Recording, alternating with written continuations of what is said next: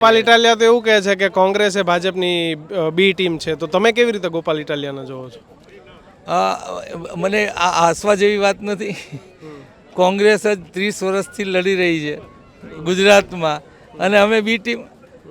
અને ગોપાલ ઇટાલિયાને કહો કે મારી હારે જાહેર ચર્ચા કે ઈશુદાન કે કેજરીવાલજી કરે, હું કંઈ ખોટું બોલતો હોય, કોણ બી ટીમ છે, શું કામ બી ટીમ છે, તમે કેવી રીતના ટિકિટો આપી, એનાથી લઈ હરેક વાતની ચર્ચા, તમને પૈસા કેવા વાલા હોય છે, એ આ દરેક વાત જાહેર ચર્ચા એકવાર મારી હારે કરે, એ પછી ગોપાલજી હોય કે ઈશુદાનજી હોય, કેજરીવાલજી હોય કે એનો જે કોઈ માણસ મોકલવો હોય એ મોકલે. અહીંયા બધી સભાઓના અંતે બધું આપનું કેવી રીતે ચાલે છે? જેમ તમે કરો છો એમ એમનું પણ ચાલે છે. અહીંયા તો એમના માત્ર 4 જ ધારાસભ્ય છે, તો આ બધું એમના મુખ્યમંત્રી એ પણ અહીંયા આવીને ગયા પંજાબના, તો આ આખું એ આમ આદમી કહે છો, તો પછી આ બધી સભાઓના બધું કેવી રીતે ચાલે છે?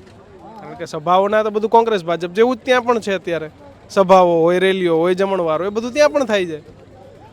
જો લોકો કોઈ પણને સાંભળવા જાય, નિર્ણય જુદી રીતના કરતા. અને તમે એમની સભા જોઈ હતી કેજરીવાલજી આવ્યા ત્યારે સેજ પાર્કિંગ લોટમાં ચક્કર માર્યું હતું.